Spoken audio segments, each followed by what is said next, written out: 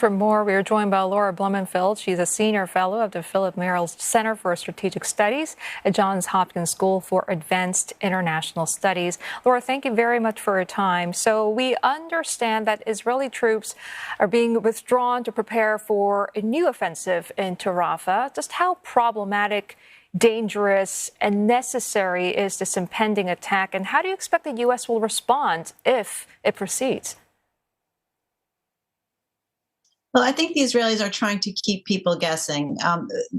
It's in their interest, I think, to apply pressure with the hostage negotiations at this very critical juncture. Their approach has always been, shoot now, talk later. So whether or not they will go into Rafah, they certainly want to give the appearance that they will. And you're absolutely right about the friction with the United States. President Biden has made it very clear, do not cross our red line, which is actually an entry into Rafah, especially if there's no credible and actionable plan to deal with the Palestinian civilians who are living there currently. Laura, we're 6 months into the war now. Is Israel anywhere close to eliminating Hamas, which we know has always been the stated goal of the Prime Minister? I mean, he says, 19 of 24 battalions destroyed so far? It's sort of a matter of parsing words. I would say that they've degraded Hamas. Have they destroyed Hamas? Clearly, no. Some would call it a stalemate. There are some positives here, if we could say that even. Look, militarily, we don't have a regional conflagration, which we worried about, that we don't have a ceasefire, but we don't have a wildfire, a wider regional war. We've managed to prevent that militarily. Economically, just your previous report focused on oil prices. We don't have the Gazanomics kind of oil shock that we were fearing perhaps 6 months ago. And finally, another positive, if we can look at some positives, is diplomatically, the Palestinian issue is in front of the world now, and perhaps we have an opportunity to resolve it once and for all.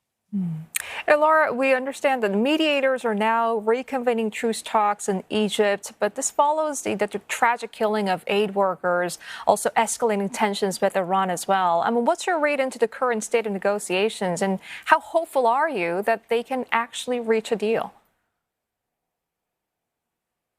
Well, there's certainly a strong message from President Biden saying, make that deal if you can.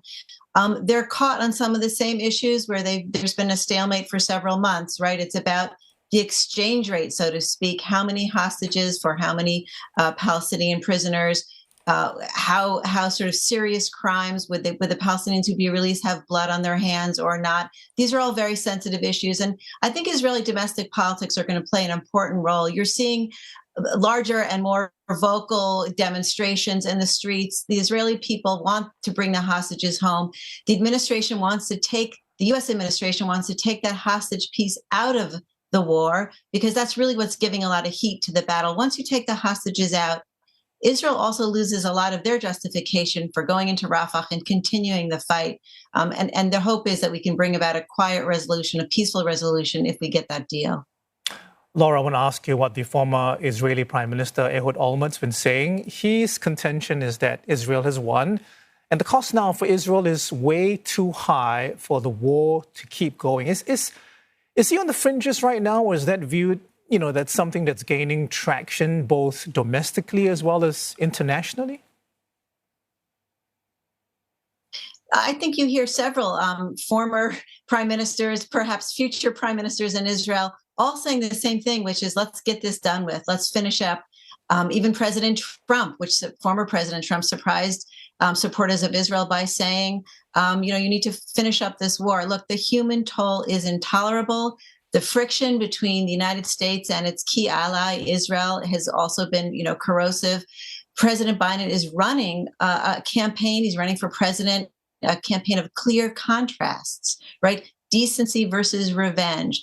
The past, the haunting past versus the future. These are all themes that really depend on a kind of peaceful and quick resolution. So I think that there's a lot of momentum to wrap up this war. On the other hand, the Israelis are very focused on resolving and restoring their sense of deterrence. Not even so much deterrence against Hamas, but looking to the north, where they feel they're more genuine threat from Hezbollah and existentially from Iran. That's why you see they're sort of lighting up the Bekaa Valley now. We're talking about a ceasefire in Gaza, but in fact, most of the action is taking place on Israel's northern front. That's where they feel like their future and their existential threats reside. And staying in Israel, Laura, protests are happening there against Netanyahu. There are calls for him to step down. There's also an argument whether a new election should be immediate or to wait until the end of this war. What would be the optimal scenario for the nation's stability and also the peace in the region? What's very interesting how there's this kind of leadership vacuum on both sides. The Palestinians are not happy with their representatives, right? And neither are the Israelis. And in a sense, President Biden has been trying to step in and appeal over the heads of the people to kind of spin this into an opportunity to do what they were always trying to do, which was to create this kind of normalization deal between Israel and Saudi Arabia, greater regional integration, prosperity for all. I think that it's about 51% of Israelis, though, to your question, would prefer elections before the end of the year. The chief opposition leader, Benny Gantz, is calling for elections in September. The Israelis have been demonstrating even before October 7th. There's a tremendous political rift in their country, and they're ready for some change. But Laura, is there actually anything that the Israelis can do? Is there anything in the law that would compel Netanyahu and his right-wing coalition to actually call for elections and hold elections right now?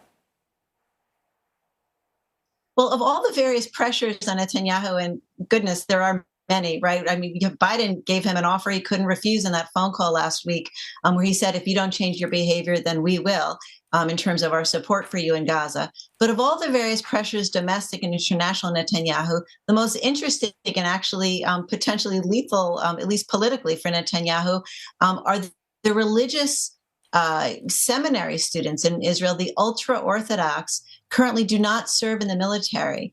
And then there are those who are saying it's time for them to kind of do their duty as well, because Israelis are rotating. They're all rotating in and out of reserve duty. And so if Netanyahu sort of sides with the folks who are saying it's time for them to actually, for the ultra-Orthodox to serve in the military, then members of his own coalition will pull out and he'll fall. So that's the only kind of hope Israelis were seeing for him to topple is actually up to the ultra-Orthodox. All right, Laura, we'll have to leave it there for now, but thank you very much for your insight this morning. Laura Blumenfeld at the Johns Hopkins School for Advanced International Studies.